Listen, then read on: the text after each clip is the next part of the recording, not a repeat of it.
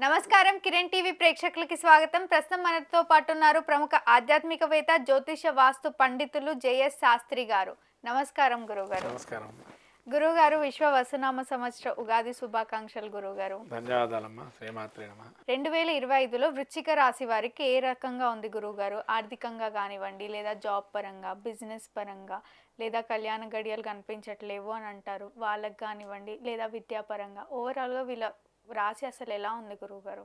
శ్రీ గురుభ్యో నమః. శ్రీ మహాగణాధిపతి నమః. శ్రీ మహాసరస్వతి నమః. హరి ఓం శ్రీమాత్రే నమః. యాక్చువల్గా ఈ వృశ్చిక రాశి వారికి మన గ్రహస్థితి చూసినట్టయితే చతుర్థంలో రాహు, పంచమంలో శని, అష్టమంలో గురువు, తర్వాత దశమంలో కేతు. ఈ యొక్క గ్రహస్థితి చూసినట్టయితే ముఖ్యంగా మనకు అర్ధాష్టమ రాహు. వీళ్ళకి ఎట్లా ఉంటుందంటే వృత్తి చేసేవారు కానీ, ఉద్యోగం చేసేవారు కానీ, వ్యాపారం చేసే వాళ్ళలో కానీ కొంటి పోటీతత్వం ఎక్కువగా ఉండటం, వీళ్ళని డామినేషన్ ఎలా చేద్దామనుకోవటం, తర్వాత వీళ్ళని బయటికి పంపించాలంటే ఏ విధంగా అక్కడి నుంచి ఉద్యోగం నుంచి పంపించాలి, ఉద్వాసన చేయటం, అలాంటివి బాగా వీళ్ళకి ఎంతవరకు ఎంత మంచి చేసేవారు ఎవరైతే ఉంటారో వాళ్ళే వీళ్ళని దగ్గరుండి ఆ ఉద్యోగం నుంచి తీసేయటం లాంటివి జరిగే అవకాశాలు ఉన్నాయి. కాబట్టి ఉద్యోగస్తులుగా ముఖ్యంగా చెప్పాల్సినటువంటి పాయింట్ ఏంటంటే ఎవరిని కూడా మీ సహచర వర్గాన్ని కూడా నమ్మకుండా మీరు ఇండివిజువల్గా ఉండటం అనేది మంచిది. ఓకే, వాళ్ళు వీళ్ళ సలహాలు తీసుకోవటం, పాటించడం అనేది చేయకండి. మీకు ఏది తోస్తే అది చేయండి. ఎందుకంటే వృశ్చిక రాశి వారికి అర్ధాష్టమ శని, ఈ యొక్క రాహువుతో పాటు శని కూడా పంచమంలో ఉన్నాడు. కానీ ఒక మంచి పాయింట్ ఏంటంటే సంతానం కొద్దిగా వృద్ధిలోకి రావటం, సంతానంతో చికాకులుగా ఉంటాయి కానీ మొండిగా వ్యవహరిస్తారు కానీ అది సానుకూలం అవుతాయి కొంతకాలం. అది కూడా గురువు వీళ్ళకి అక్టోబర్ నుంచి డిసెంబర్ వరకు ఏదైతే ఉందో ఆ కాలంలో వృశ్చికానికి భాగ్యస్థానంలో గురువు సంచారం చేస్తూ శనిని చూడటం వల్ల ఆ 3 నెలల్లో ఒక తెలియని మెరాకిల్ జరగటం అనేది వీళ్ళ సంతానానికి సంబంధించి చూసే అవకాశం ఉంది. తర్వాత గురువు అష్టమంలో ఉండటం వల్ల ఆరోగ్యానికి ఎటువంటి ఢోకా లేదమ్మా.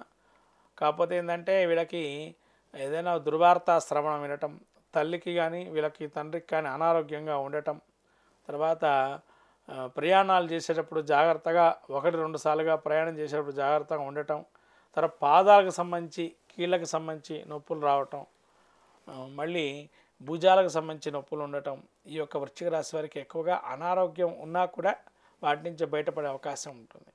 తర్వాత కేతు వీళ్ళకి ఈ యొక్క గ్రహస్థితి చూసినట్టయితే కేతు 10లో ఉంటున్నాడు కాబట్టి స్ట్రెస్ ఫీలింగ్ అనేది ఎక్కువగా ఉంటుంది ఉద్యోగంలో. కాబట్టి దాన్ని మీరు ఎక్కువగా ప్రతి చోట అప్లికబుల్ పెట్టుకోకండి. మీ ఇంట్లోకి వచ్చి కూడా ఆ యొక్క ఇబ్బందులన్నీ తీసుకొచ్చి ఇక్కడ పెట్టుకోకండి.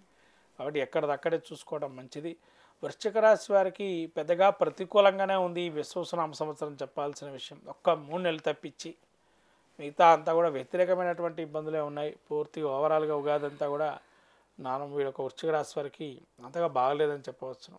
ఇక్కడ వృశ్చిక రాశి వారు ఏది బాగున్నా బాగాలేకపోయినా రాబోయే కొంత వక్రగమనంలో కొన్ని గ్రహాలు ఉండటం వల్ల సానుకూలమవుతుంది. కాబట్టి అట్లనే మీ జాతకంలో కూడా మనకు గ్రహస్థితి అంతర్దశ మహర్దశానాథుల యొక్క స్థితిని చూసి కూడా మీకు యోగదాయకంగా ఉంటుందా లేదా గమనించి తద్వారా ఈ గోచార ఫలితాలు కూడా పెట్టుకోవడం అనేది మంచిది.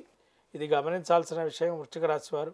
కాబట్టి మీ జాతకంలో ఉన్నటువంటి విషయాలు ఏమైనా విశ్లేషణ చేసుకొని ఈ చెరుపు ఇక్కడ ఉంది కదా, ఇక్కడ చెరిపే జరుగుతుంది అనుకోవద్దు. విశ్వవసునామ సంవత్సరంలో జాతకరీత్యా అనుకూలంగా ఉంటే ఇది కూడా కొద్దో గొప్ప ప్రతికూలంగా ఉన్నా కూడా సమసిపోతుంది పరిష్కారం.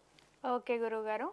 వృశ్చిక రాశి వారు ఇంకా మంచి ఫలితాలు పొందటానికి నవగ్రహ ధ్యాన శ్లోకము, నవగ్రహ ప్రదక్షిణాలు చేయటం, రాయి చెట్టుకి ప్రతి మంగళవారం రోజు మీ యొక్క చింతలు ఏమన్నా ఉంటే ఆ రాయి చెట్టు చుట్టూత ఎర్ర పసుపు దారం కట్టేసేసి అక్కడ చక్కెరని చుట్టూతా దాని చెట్టుకు ముట్టుకోకుండా చుట్టూతా వేయటం వల్ల సఫలీకృతం అవుతాయి. సమస్యలు కూడా కొన్ని పరిష్కారం అవుతాయి.